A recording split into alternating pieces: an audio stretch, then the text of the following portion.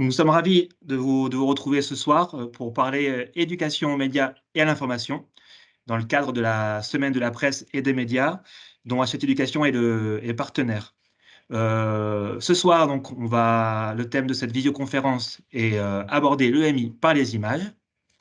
Et pour parler de cette thématique, nous avons le plaisir d'avoir trois intervenantes avec nous, que je vais vous présenter. Donc Nolwenn Tréhondard, qui est maîtresse de conférences en sciences de l'information et de la communication à l'Université de Lorraine, chercheuse au CREM et formatrice à l'INSPE de Lorraine à la culture numérique et à l'EMI. Sophie Delès, professeure des écoles, doctorante à l'Université de Lorraine et ancienne étudiante du master pratique numérique en éducation. Et enfin, Virginie Piot, enseignante d'allemand en collège, doctorante à l'Université Paris 8 et également ancienne étudiante du master pratique numérique en éducation. Donc cette visio va avoir plusieurs temps. Ces trois intervenantes vont vous expliquer le programme que vous voyez sous les yeux. Puis on aura un quart d'heure de temps d'échange pour répondre à toutes vos questions. Je laisse sans plus attendre la parole à Nolwenn et je vous dis à tout à l'heure pour les questions-réponses. Vos micros sont coupés. N'hésitez pas à poser toutes vos questions à travers le chat pour fluidifier la visioconférence. Merci beaucoup et à tout à l'heure. Oui, bonjour, bonjour à toutes et à tous. Donc, je suis Nolwenn Tréhondard, je suis maîtresse de conférences et aussi responsable du Master 2, pratique numérique en éducation de l'INSPE de Lorraine. Toutes mes thématiques de recherche portent sur la culture numérique et l'éducation aux médias et à l'information. Alors, comme ça vient d'être dit, dans le cadre de cette semaine de la presse et des médias, nous allons vous présenter une démarche originale d'interprétation de l'image que nous expérimentons depuis plusieurs années sur des terrains qui vont de la maternelle jusqu'au lycée. Il va Qui ont falloir... oublié de fermer leur Est-ce webcam. est-ce que vous pouvez couper vos micros et caméras, s'il vous plaît? Enfin, merci beaucoup. Merci. Merci. Donc, cette visio va être organisée en 3 temps. Dans un premier temps, je vais vous présenter quelques concepts clés de cette démarche que nous appelons sémiotique sociale de l'image. Vous verrez pourquoi. Dans un deuxième temps, Virginie Piot vous présentera des pistes d'application de la démarche à partir d'une expérience qu'elle a créée et puis testée en collège. Et dans un dernier temps, c'est Sophie Delès qui présentera le jeu Sémiocity que vous voyez ici à l'écran et qui est un jeu d'éducation à l'image que nous avons imaginé dans le cadre d'un projet de recherche ministériel. Et donc, tout le principe du jeu repose justement sur cette démarche de sémiotique sociale dont je vais vous montrer la genèse maintenant. Donc, entre 2020 et 2022, j'ai dirigé un projet de recherche qui portait sur l'éducation à l'image, qui était financé par le ministère de la Culture dans le cadre d'un appel à projet qui visait au renforcement de l'esprit critique par des actions d'éducation aux médias et à l'information. Il y avait divers partenaires sur ce projet, donc des laboratoires de recherche à Paris, en Lorraine, également des associations, des organismes publics comme le Clémy que vous connaissez. Et donc l'enjeu, c'était de parvenir à faire travailler ensemble des chercheurs et des enseignants pour développer une méthode d'analyse qui vise le renforcement de l'esprit critique mais aussi de la réflexivité, c'est un terme qui est important pour nous, dans le processus d'interprétation de l'image. Alors, on avait un constat au tout début de ce projet, que ce soit dans la rue, sur les... excusez-moi, que ce soit dans la rue, dans les journaux, au cinéma, dans les séries, ou sur les réseaux sociaux, les images influencent la manière dont les jeunes perçoivent aujourd'hui la réalité. Leur rapport à l'actualité, vous le savez, passe de plus en plus par des médias d'information numérique comme Brut, Campini, Discover ou directement sur les réseaux sociaux comme Instagram ou TikTok, où les images sont prépondérantes. Or, le rapport que les collégiens et les lycéens entretiennent avec ces images est complexe, surtout lorsque ces images font écho à des événements angoissants. Donc, le projet qu'on a porté faisait suite en fait à toutes les images qui avaient circulé pendant la pandémie de Covid-19. Une chercheuse comme Sophie GL que vous connaissez peut-être, explique que les réseaux sociaux numériques mettent en œuvre des logiques de captation de l'attention qui survalorisent les émotions et les affects parce qu'elles suscitent l'envie de cliquer vite, de partager immédiatement des images. Et elle a aussi montré dans ses enquêtes que les adolescents développent des stratégies de réception qui ne sont pas toujours adaptées. Ils peuvent adhérer aux images sans recul ou y être indifférents, ou encore chercher à éviter à tout prix en fait, certaines images qui vont être en conflit avec leurs valeurs. Or, le but d'une éducation à l'image, c'est plutôt d'accompagner les élèves dans l'adoption d'une posture qu'on pourrait dire d'autonomie, c'est-à-dire la possibilité de prendre du recul et d'être réflexif par rapport au sens de cette image. Alors pour, atteindre cette réflexivité, finalement, on pourrait dire qu'il y a plusieurs manières. Une première qui est peut-être plus, la plus utilisée, c'est, tout simplement la compréhension des stratégies de communication qui sont encodées dans l'image. Donc travailler sur le point de vue du photographe, sur le cadrage, sur le contexte de publication, sur la fiabilité de la source. Mais, et c'est vraiment ce point qui constitue l'originalité de notre démarche, cette réflexivité, forcément, elle va aussi passer par la compréhension du rôle, des valeurs, des croyances, des convictions, de nos savoirs, en fait, et la manière dont tous ces éléments vont jouer un rôle dans le processus d'interprétation. Les récepteurs de l'image ont des sensibilités différentes, des histoires de vie différentes qui vont amener à interpréter différemment. Alors, comment expliquer ces divergences de point de vue et surtout comment aider les jeunes à ne pas se sentir démunis lorsqu'on leur demande d'expliquer leurs ressentis ou d'exprimer de manière argumentée ce qui motive leur réaction et leur point de vue face à une image. C'est à partir de ce constat qu'on a pensé notre démarche de sémiotique sociale de l'image, ainsi que les principes de base du jeu Sémiocity. Donc, dans un premier temps, il s'agit d'acquérir une culture sémiotique des images grâce à quelques concepts que je vais vous présenter, et puis ensuite de prendre conscience qu'il n'est pas possible de porter un regard neutre sur une image. Pourquoi Eh bien parce que nous les voyons à travers des filtres qui nous influencent, parfois même malgré nous, donc de manière, qu'on pourrait, dire inconsciente. Donc pour prendre conscience de cette, pluralité des regards, eh bien je vous propose quelques petites expériences visuelles, qu'on a là aussi l'habitude d'utiliser pendant, nos expérimentations, pédagogiques, Donc vous pourriez donc réutiliser à votre tour. Donc, ce que je vais faire, c'est que je vais lancer une vidéo et pendant que vous la regardez, eh bien, vous allez essayer de deviner au fur et à mesure, donc vraiment dès les premiers traits, dès les premiers. N'attendez pas la fin de la vidéo pour commencer à écrire des choses. Donc, vous pouvez dans le chat dire un petit peu tout ce qui vous vient à l'esprit de ce que vous voyez au fur et à mesure que le dessin voilà, s'effectue. Je vais te relater, Nolwenn, les éléments mentionnés dans le chat. Je vous invite à écrire dans le chat ce que vous voyez. Donc, terre, pomme, pomme, pomme, pomme, cœur, Ah, fruit, pomme. Voilà, pomme est un postérieur. postérieur. Voilà. Fesse,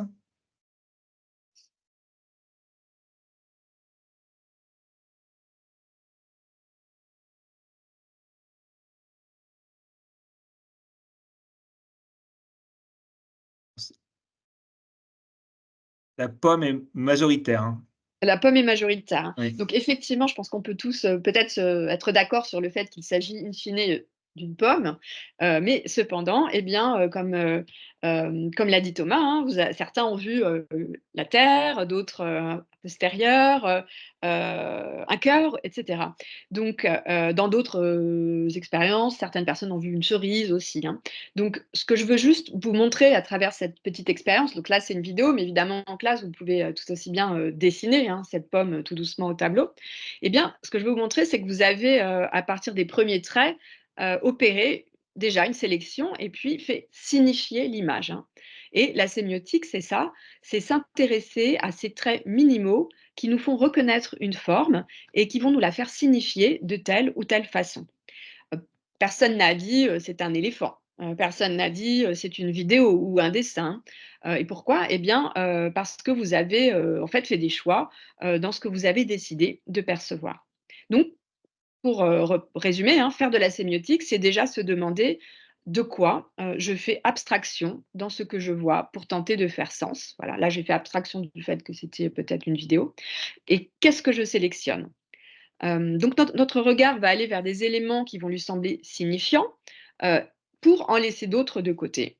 Et selon les personnes, eh bien, cette sélection ne sera pas la même. Donc ce que je vais faire, c'est que je vais vous présenter encore, 2 autres exercices que j'aime appeler, exercices de gymnastique visuelle, pour illustrer cette idée qu'on ne voit pas tout dans une image et qu'on ne voit, pas tous et toutes la même chose.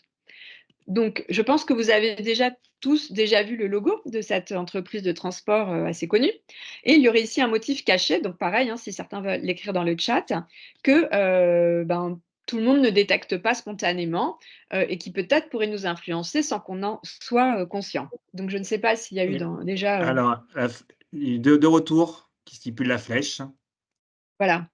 Donc Oui. c'est ça, hein. Donc maintenant peut-être que tout le monde voit la flèche. Je crois que je l'ai mise là, voilà, comme ça elle est bien en évidence. Mmh. Mais donc cette petite flèche blanche qui relie, le E au X.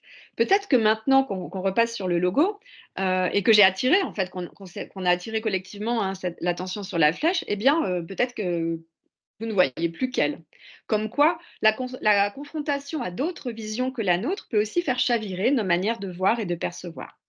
Alors, si on était en matière d'analyse d'images traditionnelle, qu'est-ce qu'on se dirait? Eh bien, peut-être qu'on se questionnerait sur la stratégie de communication que l'entreprise FedEx poursuit. Est-ce que c'est un message subliminal? Est-ce que c'est même une tentative de manipulation du consommateur? Tout ça, c'est des pistes d'analyse qui sont tout à fait valables, hein, puisque évidemment, notre processus d'interprétation est soumis à ces stratégies de production. Mais en vérité, cette flèche, et c'est vraiment ça qui est à la base de notre démarche en sémiotique sociale, cette flèche, elle n'est pas uniquement dans l'image, mais elle est aussi dans l'œil du spectateur, puisque peut-être que certains l'ont vue tout de suite et d'autres non. Voilà, donc je vous propose un dernier exemple que vous connaissez peut-être déjà, hein. Euh, et ici aussi, si vous voulez noter dans le chat ce que vous voyez. Alors, que voyez-vous sur cette image? Une femme de profil. C'est une femme, oui. Vieille, jeune, 2 Ah, femmes. Une femme de profil avec une coiffe. 2 femmes. Et Christine nous dit qu'elle est nulle à ce jeu-là et qu'elle ne voit jamais ce qu'il faut voir. je vais rassurer Christine. Ça ça a été alors effectivement, je pense qu'il y en a qui peut-être qui arrivent à voir les 2. Donc il y a vous avez une jeune femme et une vieille dame, et moi pendant, très, très, très longtemps, je ne voyais que la jeune femme, et ça a été excessivement difficile pour moi, en fait, de parvenir à voir également la vieille dame. Alors qu'il y a des personnes qui vont peut-être réussir à voir, les 2 très rapidement et à passer de l'une à l'autre. Alors pour aider, Christine, voilà, peut-être que, sur cette dernière image là à droite, elle pourra, reconnaître, la vieille dame, hein, ça aide, aussi à reconnaître, voilà. Et donc si je reviens, hein, sur cette image, donc certains ont vu là une jeune femme, d'autres ont vu une vieille dame, et puis d'autres ont peut-être vu, les 2. Et maintenant qu'on en a parlé ensemble, eh bien, peut-être que la plus de personnes arrivent à voir, finalement, simultanément les 2 images. Pourquoi je vous parle de ça? En fait, c'est des images qu'on appelle, réversibles. Il en existe plein d'autres, hein, le canard lapin, et cetera. Vous allez en trouver d'autres facilement sur internet. Et on a un philosophe très connu, Ludwig, Wittgenstein, qui a travaillé sur ces images, qu'on appelle donc des images réversibles, et en expliquant le moment le plus important, c'est ce moment où, notre perspective se renverse, celui où on ne voyait que la jeune femme et tout d'un coup on voit la vieille dame, ou l'inverse, et donc où on voit autre chose dans la même image. Et pour lui, ce moment de bascule nous ramène vers les fondements subjectifs et socialement construits de la perception et de l'interprétation. Et il va même plus loin, puisqu'il dit que ça atteste de notre capacité d'ouverture à l'autre, et dit que c'est la base de la pensée démocratique, hein. Donc je rassure toutes les personnes qui n'arrivent pas à voir, qui ne voient qu'une dame jeune ou vieille dans l'image, hein. Il dit qu'en fait on peut apprendre, en fait par, voilà, par l'entraînement, à, expérimenter ce que lui appelle en fait un changement d'aspect. Donc voilà, donc ça c'était pour les petits exercices de gymnastique visuelle. Maintenant, pour finir, je vous avais parlé de sémiotique tout à l'heure. Eh bien, je voudrais juste revenir sur 2 concepts fondateurs de la sémiotique. Je suis sûre que vous en avez déjà entendu parler, le signifiant et le signifié, et que peut-être, voilà, ça remonte, à un certain temps. Donc, je vais essayer de les simplifier pour vous. On a le concept de signifiant qui va désigner toutes les formes et les contours matériels que nous allons reconnaître spontanément dans une image. Donc, grosso modo, c'est ce que nous voyons. Donc là, spontanément, par exemple, je vais dire pomme. Et puis, mais c'est déjà une interprétation, hein. Et puis, on a aussi le concept de signifié qui là vient désigner toutes les significations qui sont associées à la pomme. Alors, voilà, qu'est-ce qu'on peut associer à une pomme? Eh bien, voilà, comme le montre ce dessin, eh bien, une tarte aux pommes, peut-être, Adam et Ève, peut-être la firme Apple, le tableau, de Magritte, et cetera, et cetera, hein. Donc en fait, le signifié, c'est l'ensemble de tous les imaginaires, de toutes les représentations mentales vers lesquelles un dessin, aussi rudimentaire soit-il, va nous projeter. Après, là où ça devient intéressant, c'est de se poser la question, mais finalement, comment passe-t-on du signifiant au signifié? Pourquoi on va faire telles associations? Pourquoi on va avoir telle interprétation et que mon voisin va peut-être pas penser à la même chose que moi? On a un sémiologue, cette fois, qui s'appelle Roland Barthes, qui s'est également posé ces questions et qui dit que cette association s'effectue grâce à nos savoirs culturels. Donc c'est un terme que nous, on utilise dans la démarche de sémiotique sociale et qui renvoie à l'ensemble des connaissances, alors ça peut être des connaissances historiques, artistiques, qu'on va mobiliser facilement pour expliquer notre point de vue. Bon, ça peut être la lecture d'un livre, voilà, avoir vu tel film, voilà, donc c'est des choses qui sont assez facilement mobilisables. Par contre, il existe également des facteurs qui sont plus inconscients, et qui vont aussi peut-être influer sur l'interprétation. Par exemple, notre âge, hein, par exemple, le genre ou une éducation, familiale, scolaire, des convictions politiques, religieuses, vous voyez, qui vont aussi, jouer un rôle forcément dans nos interprétations. Et c'est ça qu'on va, tenter de creuser en sémiotique sociale, donc de remonter finalement vers le pourquoi de nos interprétations grâce à une démarche qu'on a, mise au point et puis scénarisée, avec, des enseignants. Donc, je vais laisser maintenant, la parole à Virginie Piot qui va justement vous montrer comment à partir de ces concepts, elle a inventé, en fait, créé une séquence pédagogique en collège et aussi, ben, vous parler des résultats qu'elle a obtenus. Bonsoir à toutes et à tous, merci Nolwenn. Je m'appelle donc Virginie Piot et je suis enseignante en collège, dans un collège de Nancy. Et en parallèle, je suis doctorante sur une thématique qui est liée à l'éducation critique des médias. Et j'ai donc découvert la sémiotique sociale alors que j'étais étudiante dans le master pratique numérique en éducation à l'INSPE de Lorraine.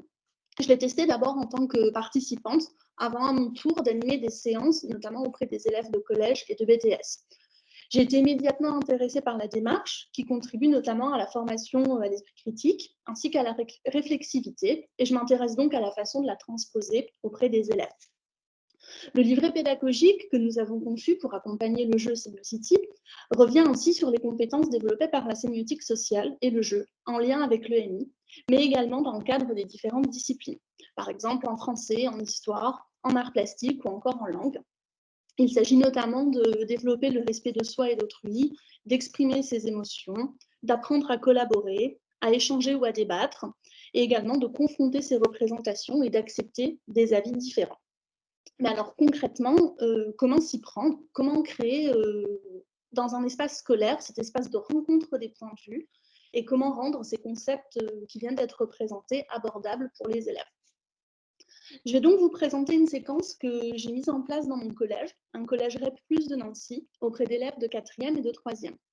Je me suis intéressée à l'interprétation d'une image fixe et aux stéréotypes de genre, puisque c'est un autre pan des programmes et un sujet qui me tient particulièrement à cœur. Et donc, j'utilise certains outils du jeu Sémiocity, qui sera présenté ensuite par Sophie Dellès. Cette séquence vient se décliner en 4 séances d'1 heure à 1 heure et demie, durant lesquelles j'alterne des temps de débat et des temps de travail écrit individuel, tout en essayant d'impliquer les élèves au maximum. Et donc, je vais ici me concentrer sur quelques activités concrètes pour vous donner un aperçu de ce qui peut être réalisé avec les élèves. Mais avant toute chose, je voudrais quand même préciser 2-3 informations.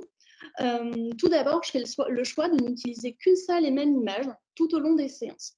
Donc, c'est un parti pris qui prend le contre-pied des pratiques numériques habituelles des adolescents, puisque les images sont souvent éphémères. Voilà, on les voit, on passe et on scrolle sans véritablement faire attention à ce qu'on peut voir. L'image est également donnée sans son contexte. Celui-ci peut être donné a posteriori ou bien faire l'objet d'un autre atelier, d'une recherche en ligne, par exemple, pour développer les compétences numériques des élèves. Toutes les informations liées à ce contexte sont fournies dans le livret qui accompagne le jeu Semiocity pour pouvoir guider les professeurs en cas de besoin. L'essentiel de cette démarche, c'est de croiser les regards et les interprétations des élèves et de permettre la construction collective et progressive du sens, ou plutôt des sens, chose qui est impossible si le contexte est dévoilé d'emblée. Et donc, après ces quelques remarques, je vous propose d'entrer dans le vif du sujet et d'introduire ma séance comme je le fais avec les élèves. Donc, je vais vous montrer l'image que j'ai choisie, mais seulement quelques secondes. Et si vous le souhaitez, je vous encourage dans le chat à me dire ce que vous avez vu en premier. Donc, est-ce que vous êtes prêts? Vous ne verrez l'image que vraiment que quelques secondes. Est-ce que vous êtes prêts? Oui? Alors, ma proposition. n'hésitez pas à mettre dans le chat ce que vous avez vu. Une manifestation. Une manifestation, un policier, des policiers et des femmes torse nu, policiers policiers et femmes, manifestation de femmes, manifestation de femmes, manifestation de femmes réprimées par des policiers. D'accord. Voilà. Alors, merci pour votre participation. Maintenant que vous avez fait toutes ces propositions, on peut montrer l'image de manière permanente. Quand les élèves commentent et font le même travail que vous, ils s'aperçoivent qu'en fait, ils n'ont pas vu les mêmes choses sur l'image. Certains ont tout de suite vu les pulvérisateurs, d'autres le policier, d'autres les femmes torse nu, les combinaisons. Et certains sont même intrigués en fait, par la personne qu'on voit de dos au milieu de l'image avec un sac à dos. Ils sont toujours très étonnés de voir que certains ont remarqué des éléments qu'eux-mêmes n'avaient pas vus. Et une fois cette première phase passée, je demande aux élèves d'écrire les hashtags qu'ils utiliseraient pour poster l'image sur les réseaux sociaux. Ensuite, je les regroupe en nuages de mots, ce qui permet d'illustrer la diversité des réactions. Donc, on voit bien que certaines émotions s'opposent totalement, tout comme certaines idées. L'image, elle peut être jugée drôle, mais aussi étrange, susciter la colère ou encore l'incompréhension. Pour les élèves, elle a symbolisé la liberté, la révolte ou encore une arrestation. Donc, je ne sais pas ce que vous auriez écrit vous-même, mais on voit bien ici comment un même support peut être interprété et perçu totalement différemment. À partir de ces débats, le professeur va pouvoir introduire les premières notions de sémiotique, donc signifiant, signifié et savoir culturel, pour initier une réflexion un petit peu plus approfondie sur l'image. Donc, si vous vous souvenez bien, le signifiant, c'est ce que nous voyons, et le signifié, ce qu'on peut y associer. Alors, il ne s'agit pas de faire un cours magistral ou une démonstration de savoir aux élèves, pas du tout. L'objectif, c'est vraiment de venir les impliquer au maximum. Et donc, pour cela, le professeur peut procéder comme Nolwenn l'a fait tout à l'heure, avec l'exemple de la pomme et des images réversibles. Ça marche toujours très bien. Les élèves aiment bien venir au tableau, montrer les motifs cachés ou les motifs qui ont attiré leur regard. Et finalement, c'est très parlant pour eux et ça met vraiment en lumière toutes les divergences qu'il peut y avoir. Les élèves vont venir discuter les différents éléments perçus, puis seront amenés à se positionner sur ce tableau que vous voyez à l'écran. Donc, je vois tel élément et je l'interprète ou j'y associe tel élément. La deuxième séance est consacrée à la notion de filtre interprétatif. Donc, ce sont les savoirs culturels et les habitudes de pensée qui font le lien entre signifiant et signifié. Une des activités qui fonctionne bien pour que les élèves intègrent ce concept est une activité de déplacement. À partir des échanges et des premiers débats, l'enseignant pourra préparer une série de questions qu'il pose aux élèves. Alors, ce sont des questions toutes simples. Je vous ai mis quelques exemples sur la slide. As-tu vu le policier en premier? As-tu trouvé cette image drôle? Y a-t-il des éléments que tu n'avais pas vus sur l'image? Est-ce qu'il y a une ressemblance avec d'autres images que tu connais? Voudrais-tu supprimer tel ou tel élément? Par exemple, voudrais-tu supprimer le policier? Ou voudrais-tu supprimer les pulvérisateurs, par exemple? Pour chaque question, les élèves se déplacent en fonction de leur degré d'adhésion. Et Donc, on les voit bien, ils sont regroupés au début de l'activité et à la fin, ils sont vraiment dispersés dans l'espace qui aura été choisi. Et l'éclatement spatial vient ainsi symboliser les divergences interprétatives, ce qui nous permet d'introduire finalement la notion de filtre. Donc, je vous rappelle, ce sont des automatismes plus ou moins conscients qui viennent guider les interprétations. Cette activité associée à cette discussion permet vraiment d'initier une phase de réflexion qui est complétée par un travail écrit individuel. Les élèves peuvent se demander à l'écrit quels sont leurs filtres interprétatifs avec une consigne toute simple. Cette image signifie pour moi parce que. Pour organiser cette activité, l'enseignant peut aussi s'aider des cartes questions du jeu Semiocity, puisque ces questions sont liées à l'analyse d'images et permettent de travailler à la fois les interprétations, mais aussi l'argumentation. Et donc, alors, concernant notre image, concrètement, qu'est-ce que ça a pu donner? Certains élèves ont pu interpréter cette image comme une manifestation contre le cancer du sein, puisqu'ils ont affirmé avoir utilisé un filtre éducatif, car mes parents m'ont parlé de cancer. Un autre élève a pu parler d'un filtre politique et familial, car, je cite, ses parents sont de gauche et qu'il a déjà vu des manifestations, justifiant ainsi l'hypothèse d'une manifestation féministe. Pour justifier le côté gênant, voire choquant de la nudité sur l'image, les élèves sont susceptibles d'évoquer leur filtre familial, éducatif ou encore religieux. La troisième séance est consacrée aux réseaux sociaux. L'enseignant peut demander aux élèves si cette image est susceptible d'être postée sur les réseaux sociaux et quelles seraient les réactions envisagées. Pourquoi cette image pourrait-elle être acceptée ou refusée en termes de publication? Quelle est la politique, par exemple, de censure des plateformes? Et donc, cela nous permet aussi d'aborder la question de la censure sur les réseaux sociaux et la différence de traitement homme-femme sur ces mêmes réseaux. Les élèves en ont d'ailleurs très vite parlé, notamment en rapport avec ce qu'ils peuvent poster, parce qu'ils ont souvent peur d'être jugés. Donc, on le sait, l'usage des réseaux sociaux est soumis à des règles tacites, notamment en ce qui concerne la nudité, et ils postent donc en fonction des réactions et des adhésions possibles. Cela vaut aussi notamment pour les émotions, en termes de normes liées au genre, puisque je cite un participant, « Si je fais une vidéo où je pleure, ils vont m'envoyer plein de messages, tu pleures, on dirait une meuf. »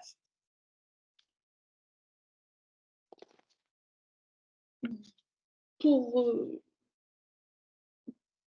avancer encore un petit peu plus dans la réflexion, je peux vous proposer une activité de prolongement, par exemple une activité de création. Il s'agit d'une dernière activité qui peut être le prolongement ou l'objet vraiment de la quatrième et dernière séance. C'est un atelier de création artistique. Donc, en mettant le matériel à disposition des élèves, le professeur vient leur demander de modifier l'image pour la faire correspondre à leur interprétation. Et donc, sur la slide, vous pouvez voir quelques exemples de productions réalisées par les élèves de quatrième et de troisième. Donc, on remarque soit une multiplication des manifestants, soit des policiers, des manifestants qui ont pu être rhabillés, et un élève qui s'est encore interrogé sur le genre des personnes mis en regard avec le bien et le mal, et donc les couleurs rouge et noir. On peut, si on dispose du temps nécessaire, créer une exposition de ces travaux et inviter les élèves à réagir et à faire des hypothèses sur les filtres interprétatifs qui ressortent de ces différentes productions.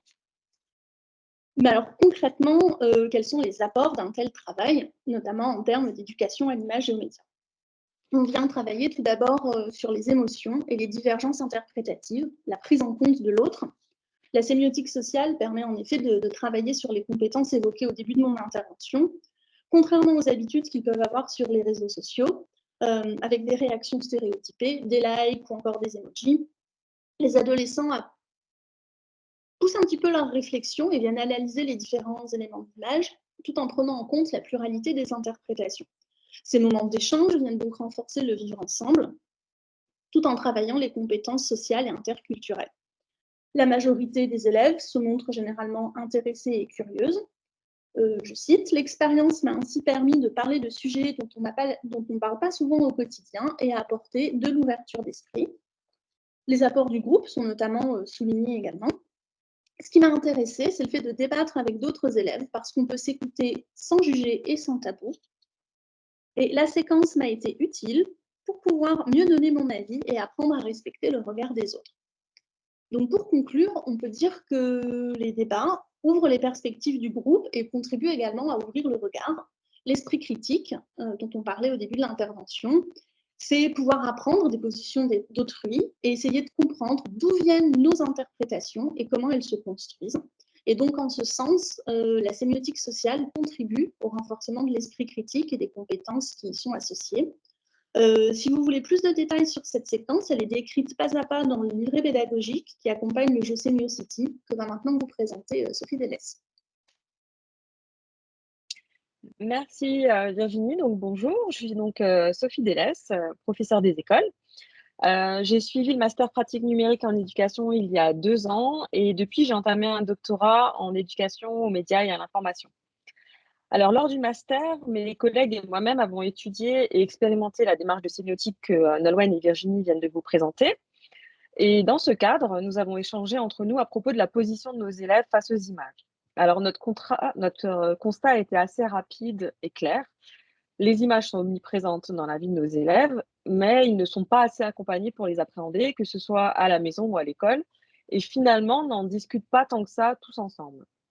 S'ajoute à cela qu'en tant qu'enseignants, nous ne disposons que de très peu d'outils pour aborder l'EMI en classe. Alors, à l'école primaire, les professeurs des écoles utilisent beaucoup les images, mais finalement, ils les décrivent simplement sans forcément aborder les émotions que les élèves ressentent en les regardant. Avec les collégiens et les lycéens, on essaie souvent de contextualiser ce qu'ils voient d'un point de vue artistique ou historique, avec un objectif qui est souvent documentaire ou culturel, mais encore une fois, sans trop entrer dans l'interprétation personnelle que chacun peut en faire. Nous avons donc voulu créer un espace de dialogue qui soit sécurisant autour des images, sans peur du jugement ou de l'évaluation, pour faire réfléchir les élèves sur la diversité des interprétations possibles face à une même image. L'enjeu principal de notre réflexion, ça a été d'atteindre notre objectif tout en proposant aux élèves un dispositif qui soit ludique. L'aspect ludique et la manipulation sont des variables qui ont vraiment leur importance dans les apprentissages et finalement même chez les plus grands avec lesquels on ne joue plus forcément. C'est donc comme ça qu'est né le jeu Semiocity au carrefour de nos visions enseignantes et de la démarche de sémiotique que nous avons découverte. Alors pour revenir sur la genèse du nom du jeu, nous avons choisi le nom Semiocity, donc Semio maintenant pour la sémiotique, vous comprenez pourquoi. Et aussi parce que si vous regardez bien, eh bien on y trouve le mot EMI et City parce que les joueurs évoluent au sein d'une ville. Alors le jeu a été testé avec des élèves d'âges différents, de la maternelle au lycée. À chaque fois, nous avons adapté la règle et les supports et procédé à des réajustements entre chaque essai. L'apparence du plateau a changé, les modes de déplacement ont évolué, le type et le nombre de cartes aussi. Parfois, elles étaient illustrées, parfois non. Vous pouvez voir à l'écran l'évolution du plateau. Alors, les premières versions que vous voyez à l'écran, les 3 premières versions ont été réalisées par une collègue qui faisait partie du master et qui, je crois, nous écoute ce soir. Et la dernière version a été élaborée par les graphistes d'Hachette. Et finalement, il a fallu qu'on fasse un choix au niveau du public qu'on visait. Donc, nous avons décidé de proposer une version destinée aux lycéens et aux collégiens. Alors, je vais vous montrer maintenant le plateau actuel, voilà, qui est composé de 5 zones qui correspondent à des espaces médiatiques différents dans lesquels les jeunes d'aujourd'hui peuvent rencontrer des images. Au cours d'une partie, on joue avec des images qui sont choisies par l'enseignant en fonction des objectifs qu'il veut travailler. Alors, vous avez la zone bleue qui correspond à la zone des réseaux sociaux. Donc, dans cette zone, on pourra y trouver des images qui sont extraites des réseaux que les ados affectionnent, comme Snapchat ou TikTok. En vert, on trouvera la publicité et les influenceurs. Encore une fois, avec des images extraites des réseaux ou des affiches publicitaires, mais ça sera plutôt des campagnes ou des affiches de pub. En rose, on va retrouver la presse, qui va contenir des images qui ont émaillé l'actualité et qui sont le plus souvent présentées dans leur contexte de publication.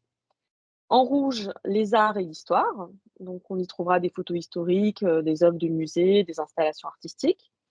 Et enfin, en jaune, ce sera l'espace divertissement avec des images extraites de jeux vidéo, de séries ou de films. Donc, vous le verrez, le jeu offre vraiment une diversité et une grande quantité d'images. En tout, il y en a 50. Les couleurs et les illustrations du plateau lui confèrent aussi un aspect plutôt ludique, un peu à la manière d'un Où est Charlie. Les jeunes se sentiront en confiance dans un univers de jeu qui leur est familier. Par exemple, ici, La partie jaune fait de nombreuses références à des séries connues chez les jeunes comme Stranger Things ou Squid Game. Alors pour en revenir vraiment au but du jeu, donc le but de Semiocity va être de reconstituer une image mystère en gagnant des pièces de cette image au fil de la partie. Pour y parvenir, les élèves doivent faire 2 choses. Ils doivent choisir l'émotion qu'ils ressentent en regardant une image. Ils doivent pouvoir expliquer leur choix et deviner les émotions qui sont ressenties par les autres joueurs face à cette même image. Mais ils doivent aussi pouvoir répondre à des questions qui portent sur la description et sur l'interprétation des images, ce qui pourra parfois susciter aussi un débat entre les joueurs. Semiocity, c'est donc un jeu collaboratif où les joueurs avancent ensemble. Alors, je vais vous expliquer maintenant comment se déroule un tour à partir d'exemples concrets. Alors, la partie démarre sur une case colorée qui correspond à un des espaces médiatiques. Un maître du jeu est désigné. Il dévoile une image et chacun des autres joueurs choisit discrètement une carte émotion parmi celles qui lui auront été distribuées au début du jeu. Les cartes choisies sont rassemblées, mélangées, et le maître du jeu doit choisir parmi les 3 celle qui est la plus proche de son ressenti à lui. Pour gagner une pièce de l'image mystère, il devra essayer de deviner qui l'a choisie. Alors, lors des tests réalisés avec les collégiens et les lycéens, nous avons choisi les 2 images suivantes. Donc, par exemple, sur la première que vous voyez à l'écran, là, c'est une capture d'écran de TikTok qui montre un défi minceur qui consiste à faire le tour de sa taille avec des écouteurs. Donc, si vous regardez, le premier joueur a dit ressentir de l'énervement. Donc, en discutant avec lui, on a appris qu'il connaissait le challenge et qu'il désapprouvait totalement ce type de défis qui sont lancés sur les réseaux. Le second a choisi l'écœurement. Alors, il ne connaissait pas ce challenge, mais il voulait montrer sa désapprobation par rapport au culte de la minceur. Et le dernier a choisi la confusion parce qu'il ne connaissait tout simplement pas le challenge et qu'il s'interrogeait sur la provenance de l'image. Donc, chacun a vraiment su justifier ses choix. Sur la deuxième image que nous avions choisie, vous allez retrouver une jaquette de jeu vidéo. Donc là encore, les émotions ou l'argumentation de chacun, elles sont vraiment différentes. Le premier a éprouvé de l'amusement parce qu'en fait, c'est tout simplement un adepte des jeux vidéo et donc ça lui faisait plaisir de voir une jaquette de jeu. Le second a choisi la joie parce qu'en fait, il apprécie la période de la Révolution française. Voilà, donc c'était pour ça. Et le dernier a choisi la méfiance parce qu'en fait, il n'était pas du tout à l'aise avec les armes et les instruments de torture qui figurent sur l'image. Les cartes émotions ont donc un rôle majeur dans le jeu. Elles sont le point de départ de l'interprétation des images et de la prise de conscience des joueurs. Ils vont se rendre compte que leurs camarades n'ont pas la même sensibilité qu'eux, qu'ils n'interprètent pas ce qu'eux voient de la même manière et que finalement, on a tous des ressentis différents face à une même image. Alors, on va regarder des exemples de cartes émotions. À chaque fois, une définition et un exemple sont proposés afin de permettre à chaque joueur, notamment aux plus jeunes, de comprendre la signification de l'émotion. Il y a aussi un exemple tout en bas qui permet de contextualiser un petit peu le mot. Et en tout, il y a 36 cartes différentes qui couvrent un grand panel d'émotions. Donc à ce stade, vous l'aurez compris, la ludicité du jeu réside dans le fait que le nombre de cartes émotions est limité et que, en fait, on se défausse à chaque tour de la carte que l'on vient d'utiliser. Une carte utilisée ne pourra plus être réutilisée par la suite. Il y a aussi des cartes joker parmi les cartes émotions qui permettent d'introduire une petite dimension stratégique. Mais encore une fois joué, on ne peut plus l'utiliser, on le met de côté. Le changement de maître de jeu aussi à chaque nouvelle image permet de donner du rythme à la partie. Alors après cette première phase de jeu consacrée aux émotions, on passe à la phase question. Le maître du jeu avance le pion sur une case noire et lit la question qui correspond à l'image dont on vient de parler juste avant. Donc, en tout, il y a 20 cartes différentes et elles permettent d'approfondir l'interprétation de l'image et parfois d'engager aussi le débat. Cette phase de jeu fera émerger les filtres évoqués par Nolwenn et Virginie tout à l'heure, notamment qui sont conditionnés par les savoirs culturels de chacun. Il sera vraiment important pour l'enseignant ou pour l'animateur de veiller à rappeler qu'il n'y a pas de bonne ou de mauvaise réponse. Pour jouer, il n'est pas nécessaire non plus de connaître l'origine des images. Quand les joueurs ont répondu à 2 cartes questions à propos d'une image, ils remportent une pièce de l'image mystère. Donc on avance comme ça sur une nouvelle case image, un nouveau tour commence avec une nouvelle image et un nouveau maître du jeu. Et la partie se termine quand l'image mystère est reconstituée. Alors, lors de l'élaboration de Semiocity, nous avons fait plusieurs tests dans des collèges et des lycées, comme je vous l'ai dit. Vous pouvez voir à l'écran quelques réactions des élèves. Donc la très grande majorité a apprécié le jeu et le fait de pouvoir s'exprimer librement sur leurs ressentis, vraiment sans peur d'être jugés. Les professeurs, quant à eux, disent apprendre à connaître leurs élèves sous un autre angle et certains élèves parfois turbulents en classe sont très investis et sérieux dans le jeu et pour d'autres, c'est l'inverse. Alors je crois que Virginie, tu l'as testé aussi dans une de tes classes. Tu peux peut-être nous parler de ton expérience? Oui, tout à fait. J'ai travaillé autour de plusieurs images avec le jeu, avec les élèves, avec les collégiens.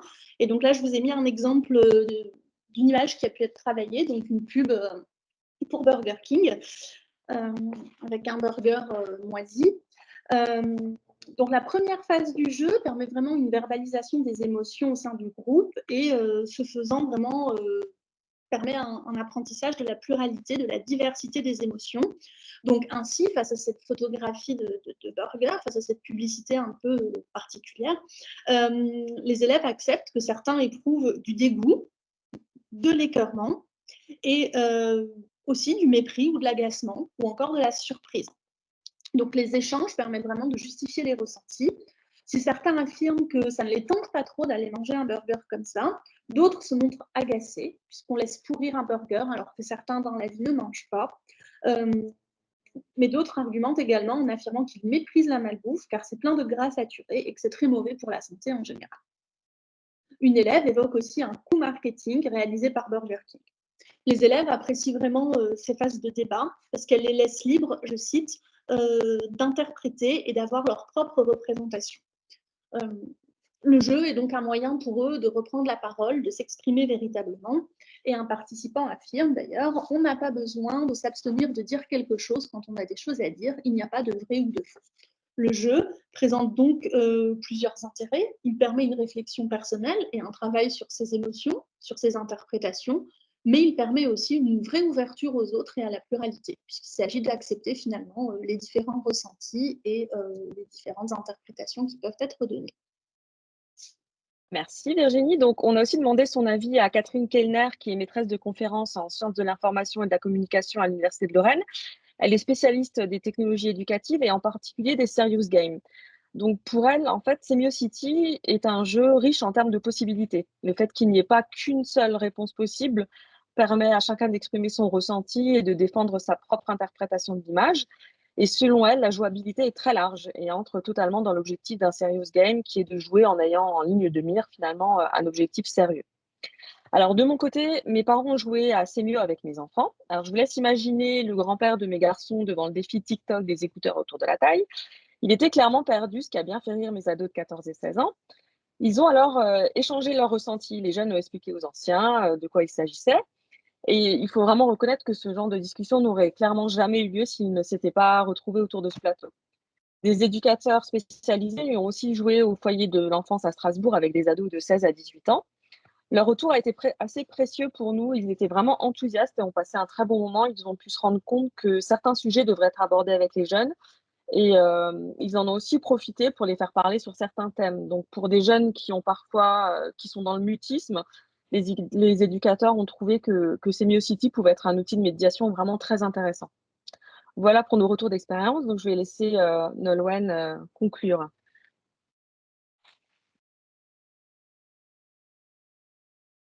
Ton micro est...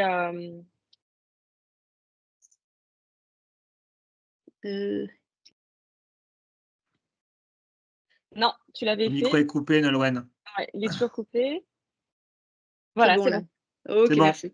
Ok, donc je pense que vous l'aurez compris dans cette démarche d'éducation à l'image, hein, quand on vous a présenté et dans le jeu SemioCity, eh bien l'idée c'est d'amener les élèves à exprimer leur point de vue en partant de leur propre connaissance et de leur propre sensibilité. Et c'est à travers le débat, les savoirs échangés et aussi la superposition de toutes les hypothèses interprétatives que les regards sur l'image vont se construire. Donc, s'il fallait peut-être juste retenir une chose, c'est que tout l'enjeu de notre démarche, en fait, c'est finalement d'affirmer qu'il s'agit moins d'énoncer une vérité une fois pour toutes, hein, sur voilà, il n'y a pas la vérité sur une image, mais plutôt d'amener chacun, chacune à se demander pourquoi telle image signifie ceci pour moi et cela peut-être pour mon voisin. Alors je voulais quand même conclure sur quelques prolongements parce donc on vous a montré une expérimentation pédagogique, on vous a montré le jeu Semiocity, mais nous avons aussi d'autres outils didactiques que vous pouvez aussi aller regarder. Donc déjà un ouvrage qui est paru aux presses de l'ENSIB l'année dernière et qui revient sur cette démarche pédagogique et qui montre, donc vraiment là on va beaucoup plus loin dans la présentation des concepts, de tous les sous-bassements scientifiques, mais aussi cet ouvrage permet de voir que cette démarche, elle ne fonctionne pas que sur les images, elle fonctionne également sur les séries télé et également sur des sites de presse en ligne. Donc on l'a testé par exemple sur BFM TV et sur la série The Walking Dead, voilà, sur des trailers de la série. Donc, et là, à chaque fois, on travaille à partir d'autres concepts qui sont propres aux séries ou bien à la presse en ligne. Donc ça peut être intéressant aussi pour donner des ouvertures possibles sur d'autres objets médiatiques qui fonctionnent un petit peu différemment que l'image. Et puis, la deuxième ressource que je souhaitais vous présenter, on vient de la terminer, on l'a finalisée hier soir.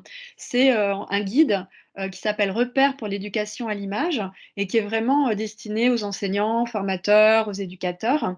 Donc, je précise tout de suite qu'il est gratuit, qu'il va être en téléchargement sur le site Semiocity d'Hachette, mais en téléchargement gratuit. Et à l'intérieur de ce guide, vous allez pouvoir évidemment retrouver tout ce qu'on vient de vous raconter, mais on a vraiment fait cet effort de médiation pour passer effectivement d'une démarche plus de recherche vers finalement comment on pourrait la transposer et comment on pourrait la rendre facilement appropriable par des enseignants. Donc ça fonctionne en fait sous la forme de fiches concept, donc on en a une vingtaine. Donc là c'est 2 exemples, ce qui peut être signifiant dans une photographie de presse, ou encore le signifiant et le signifié dont je vous ai parlé tout à l'heure. Et vous voyez qu'il y a des images, des choses qu'on peut aussi facilement projeter en classe, voilà, vous pourriez utiliser pour faciliter aussi la compréhension par les élèves. Et puis, on a également d'autres séquences pédagogiques. On en a une dizaine supplémentaires qui sont proposées, qui vont de la maternelle jusqu'au lycée, même qui vont aussi post-bac pour certaines. Donc ça permet d'avoir un panel de plusieurs expérimentations différentes, de donner plein d'idées, de différentes manières d'adapter la démarche. Et moi, ce qui me tient beaucoup à cœur, c'est que on est parti au départ finalement d'une démarche qui a été conçue par des chercheurs, et puis le fait de la tester à l'INSPE de Lorraine auprès de différents groupes d'enseignants, c'est ça qui a fait que finalement, eux, ils se sont emparés de cette démarche, ils ont pu la tester auprès de leurs élèves, donc que ce soit au primaire, au secondaire, etc. Et ensuite, retour, et puis on a retravaillé ensemble ces séquences pour pouvoir vous les présenter de façon un petit peu formalisée au sein de ce guide. Et puis, on propose aussi dans ce guide des outils didactiques qui sont même pour certains imprimables. Donc là, c'est par exemple les fiches individuelles que nous, on fait remplir. Donc, c'est toutes les traces écrites en fait, qu'on utilise pendant la démarche et sous la forme de fiches qu'on donne à remplir aux élèves. Et donc là, en fait, il suffit de les imprimer, ou en tout cas, ça donne un bon exemple de la manière dont nous, on procède. Ou encore, voilà, l'image de la pomme dont je vous ai parlé tout à l'heure. Donc voilà, on a vraiment travaillé toute la démarche pour essayer de la rendre la plus accessible et appropriable possible. Et enfin, pour finir, il y a aussi des présentations vidéo autres que celles qu'on vient de vous faire à différents colloques, notamment au colloque Sens et finalité du numérique pour l'éducation, hein, à laquelle on a présenté la démarche là, il y a un an, et une présentation du jeu et également de la démarche de sémiotique sociale dans le cadre des GTNUM, donc c'est des groupes de travail numérique qui sont financés par le ministère de l'Éducation nationale. Et nous, on participe à un GTNUM qui s'appelle FILNUM, qui s'intéresse plus particulièrement à la question des compétences émotionnelles. C'est assez central aujourd'hui dans l'éducation aux médias à l'information. Et dans ce cadre, on forme des groupes d'enseignants à cette démarche en essayant d'aller creuser un petit peu plus loin la question des émotions. Donc c'est en lien avec l'académie de Versailles et de Créteil, voilà. Donc il y a Virginie qui travaille sur des ateliers avec, des enseignants où on organise des journées de formation et après, bah, l'idée, c'est de voir aussi ce que les enseignants vont proposer aussi de leur côté, voilà, auprès de leurs élèves. Donc vous voyez, c'est toute une sorte de processus itératif qu'on essaye de mettre en œuvre, sur cette, voilà, sur cette démarche de sémiotique sociale et je pense que j'ai terminé. Donc, on peut passer, si vous voulez, à la phase des questions-réponses. Est-ce que je peux peut-être, sortir du PowerPoint? Tu peux Parce que je vais me départager parler. si tu le souhaites, oui. Merci beaucoup pour cette présentation très riche, hein, Nolwenn, Sophie et Virginie. On vous a mis dans le fil de la conversation les liens vers les pages articles qui vous permettront de voir des extraits, notamment du livret pédagogique. Peut-être que vous pouvez en donner deux, trois mots, Nolwenn, c'est le livret qui est inclus dans la boîte de jeu. Il y a des Oui, choses importantes, je pense, notamment tous les liens avec les programmes du collège, du lycée général, du lycée technologique, du lycée professionnel. Vous pouvez peut-être en donner deux, trois, en dire deux, trois mots, parce c'est un véritable kit de prise en main aussi de la boîte. c'est ça, ouais, oui, il y a évidemment, il y a le mode d'emploi, du jeu, il y a une séquence pédagogique, il y a, l'explicitation de la démarche, mais il y a également le lien avec, tous les référentiels EMI et de nombreuses, matières que Virginie a, voilà, a méticuleusement, ordonné, et qui permet effectivement, de le travailler soit au sein d'une discipline, soit, en croisant en fait, différentes, disciplines. En fait, je pense, qui est intéressant aussi dans la manière dont nous on a travaillé, donc c'est vraiment ce qu'on appelle de la recherche, action, formation, mais c'est qu'aussi au sein du master, pratique numérique en éducation, on a des enseignants qui viennent du primaire, du secondaire, et c'est ça qui fait en fait finalement la richesse, je pense, voilà, de toute cette démarche en fait. On a vraiment pu croiser des expériences, des manières de faire, très différentes. Merci. Alors, il y en a quelques questions dans le chat. Isabelle nous demande la durée moyenne d'une partie de Semiocity. Et Oui. on peut couper cette question avec la question de Franck qui nous demande combien de cartes émotion par joueur en début de partie. Donc, il y a des questions là, sur le jeu en lui-même, la mise en place. Alors la durée, c'est, 45 Virginie, Sophie, vous pouvez compléter, hein, mais c'est, 45 entre C'est ça. 45 et 55 minutes, hein, d'habitude. On peut, bah, on l'a vraiment pensé en fait pour que ça corresponde, à une séance. Ça peut être, diminué si vous voulez mettre que quelques images en fait sur le plateau, de même que ça peut être augmenté si vous souhaitez, rajouter, plus d'images en fait, sur les cases. Rachel nous pose la question du nombre de joueurs. Donc, c'est pareil, c'est variable, hein, si je ne me trompe Oui. pas. Alors ça a été pensé pour, 4 joueurs autour du plateau, mais on peut doubler. C'est-à-dire qu'on a aussi fait pas mal d'expérimentations, avec 8 joueurs, donc à ce moment-là, c'est un travail en binôme, hein. Alors c'est soit on y va à tour de rôle, soit en fait on discute ensemble en fait sur quelle carte je choisirais, quelle interprétation je donnerais, comment je répondrais à cette carte question. Donc ça permet de doubler aussi, le nombre de joueurs dans le cas de classes un petit peu plus, importantes. Mmh. Peut-être, je sais pas, Virginie, tu peux dire comment toi tu organises en fait, au sein de ta classe quand tu joues à Semio?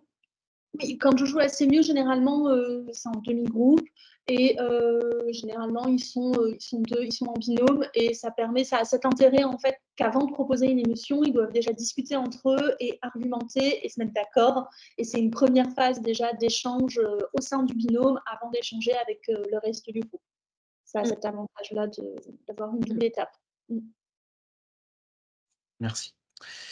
Alors, est-ce qu'il y a d'autres questions? Enfin, on est Je bientôt crois qu'on à. n'a pas répondu à la question émotion, sur le nombre Ah, de pardon, cartes oui. Combien de émotion. cartes émotion par joueur en début de partie? Merci, Alors Nolwenn. je me rappelle plus par contre. Vous vous rappelez Euh, combien on en a? 4? Un peu plus, non? alors, Non, on en a au moins 6 plus une carte joker. Il y a plusieurs émotions, en fait, il y a plusieurs cartes au sein d'une même famille d'émotions. Donc, moi, si mon souvenir est bon, je crois que c'est une douzaine. En fait, c'est 3 par type d'émotion. Donc, 8 ou 12, je ne sais plus trop. Ouais, c'est possible. Mais voilà. Donc, plus la carte joker, comme ça permet quand même d'avoir un petit panel, Mmh. Oui. d'émotions dans En lequel. fait, effectivement, on pioche, les cartes émotions. Donc ça veut dire qu'on va avoir en main, c'est comme si on avait une gamme de sensibles, un petit peu, limitées, on va dire, mais avec à la fois des émotions où on sait que certaines vont être plutôt positives ou d'autres plutôt. Donc il y a quand même une variété, mais c'est vrai qu'on n'a pas accès à toutes les émotions. Chaque joueur En a des fait, émotions différentes. ouais. Il y a 4 familles différentes, c'est pour ça que les cartes ont 4 couleurs différentes, donc en ayant 3 de chaque famille, on a quand même un panel assez exhaustif, en fait. Après, ça peut être une variable aussi, hein, d'en distribuer moins ou d'en distribuer plus. Ça, l'enseignant peut faire aussi à sa guise, hein. Oui, puis il y a un côté un petit peu aussi stratégique, de se garder peut-être certaines émotions pour, voilà, pour un moment particulier du jeu. Mais en tout cas, ce qu'on a pu voir, c'est que ça oblige du coup à réfléchir à ce que signifient vraiment ces émotions, quoi. Dans plein de cas, on a vu les élèves s'interroger, voilà, sur le sens de cette émotion. Est-ce que ça correspond vraiment à ce que moi j'éprouve? Donc il faut, voilà, ça oblige à chaque fois à trouver du lien finalement entre une émotion et l'image. Alors, pour répondre aux questions concernant le livret, donc actuellement sur le site Hachette Éducation, vous avez un extrait du livret pédagogique qui est inclus dans la boîte de jeu. Donc, vous avez cet extrait en libre visionnage. Et en tout début de semaine prochaine, on mettra en téléchargement gratuit sur le site Hachette Éducation le guide enrichi que Nolwenn nous a présenté tout à l'heure. Là, Nolwenn pour être tout à fait transparent, nous l'a envoyé aujourd'hui. Donc là, on le regarde avec la directrice éditoriale et en tout début de semaine, il sera disponible en téléchargement gratuit sur le site Hachette Éducation.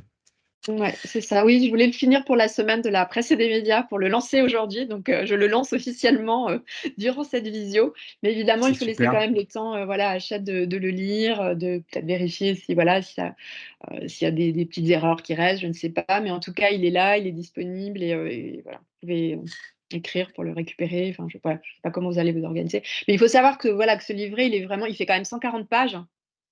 Donc c'est pas une brochure, hein, c'est vraiment Non, 140 non, pages. C'est un gros, voilà, c'est un bel ouvrage.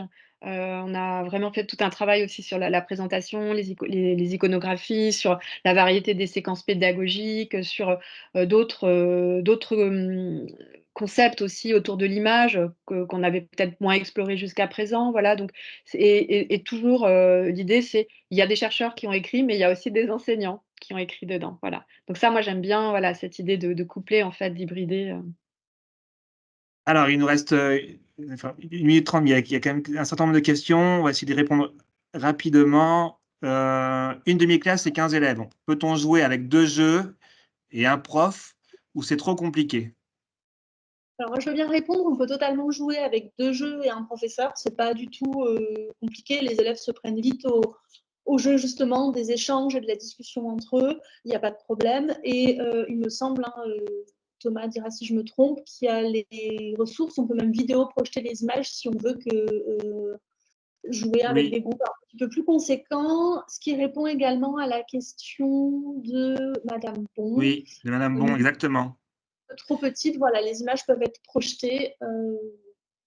Voilà, Oui, donc ça, effectivement, vous avez sur la page, on va vous envoyer je vais vous envoyer d'ailleurs je vais vous mettre le lien à disposition là, dans le chat, où vous avez la possibilité, vous avez un site ressource qui est lié au jeu SemioCity.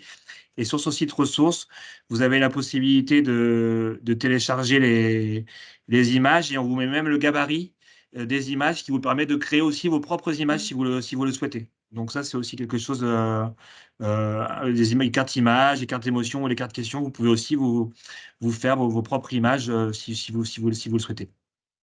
C'est ça, on peut Oui, c'est vrai, je Euh, voudrais juste avec peut-être les élèves, revenir. c'est Ouais. totalement appropriable.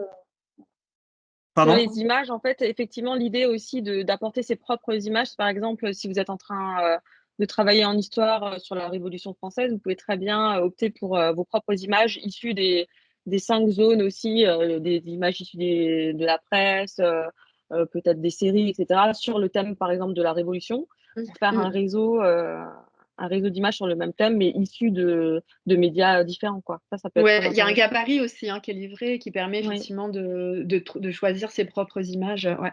Et je voulais dire aussi, on est quand même un groupe assez actif.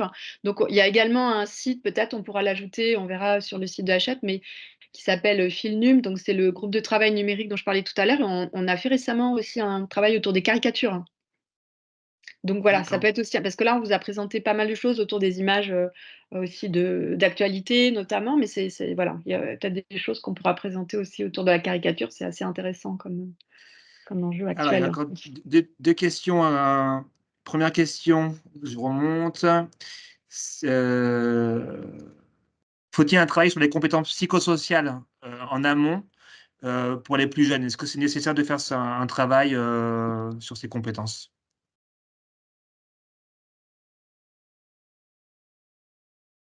Alors, pas forcément. Enfin, le jeu, on l'a utilisé à plusieurs moments, justement, dans ces séquences pédagogiques sur les émotions, tout ça.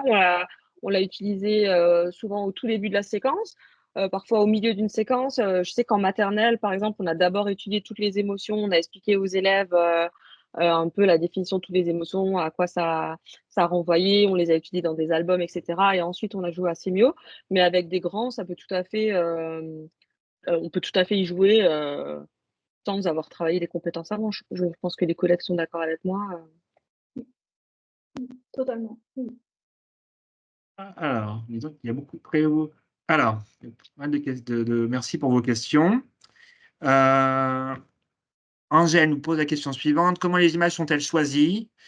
Étant donné que les tendances sur les réseaux sociaux, enfin, les images changent très rapidement, donc est-ce que ces images sont pertinentes sur le long terme, compte tenu du fait que les tendances sur les réseaux sociaux changent très rapidement et les personnes peuvent retomber dans l'oubli d'un mois à l'autre? Voilà. Donc, ça, monsieur Angèle, on répond en partie à votre question quand on vous dit qu'il y a un gabarit disponible. Vous avez ce jeu de cartes images, mais vous pouvez aussi, au fur et à mesure, créer vos propres images. Ouais, et aussi, toutes les images du jeu elles sont pas toutes en lien non plus avec les réseaux sociaux. Donc justement, on a fait exprès de mettre aussi quelques images qui sont, on va dire, emblématiques de certaines périodes de l'histoire. Donc c'est des images qu'on va pouvoir retrouver dans des manuels d'histoire, par exemple, comme on a quoi, le tableau de Lacroix là. La Oui, liberté guidant la le liberté peuple. guidant le Voilà, et peuple. la liberté guidant le peuple, hein, que j'ai montré là tout à l'heure d'ailleurs. On a l'étudiant aussi face au char, place Tiananmen. Enfin, Voilà, ouais, ou Mitterrand et Kohl qui se tiennent la main devant, voilà. Donc on en a pas mal des comme ça. Qu'est-ce qu'on a d'autre aussi? Oui, ou des publicités. Vous voyez, c'est un petit peu pérenne, ça aussi. Donc voilà, donc je pense que ça permet quand même d'installer certaines images dans la pérennité. C'est très intéressant d'ailleurs de les retrouver en dehors du contexte, hein, du manuel d'histoire, voilà, de sortir cette image du contexte et de l'interpréter autrement. Et puis voilà, après peut-être qu'à un moment donné ou un autre, on refera un nouveau corpus d'images en fait. C'est ça Exactement. qui pourrait être intéressant, hein. Ça rejoint la dernière question, effectivement. Prévoyez-vous de nouvelles séries de cartes images à l'avenir ou en mise à jour? Écoutez, c'est une très bonne question. On va y réfléchir, et si le besoin se fait sentir, on Mm, n'hésitera pas à faire cette mm, mise à jour sans aucun problème. mm. On a dépassé un peu, il est 19h05, donc merci à vous d'être restés avec nous. Il n'y a plus de questions. Je remercie infiniment donc Nolwenn, Sophie et Virginie pour cette présentation très complète. Merci à vous d'avoir assisté à cette visioconférence. Si vous avez des questions, les réseaux sociaux Hachette sont à votre disposition. On y répondra le plus rapidement possible. Cette visio sera en replay dès demain sur le site Hachette Éducation. On enverra là aussi le replay aux personnes inscrites qui n'étaient pas présentes. Et pour le guide pédagogique, dès la semaine prochaine, vous pourrez le télécharger sur le site Hachette Éducation. Merci à toutes et à tous. Je vous souhaite une excellente soirée et à très bientôt pour une prochaine visio sur Hachette Éducation. Au revoir, merci beaucoup. Merci pour votre écoute, hein, Merci, au et revoir. votre participation.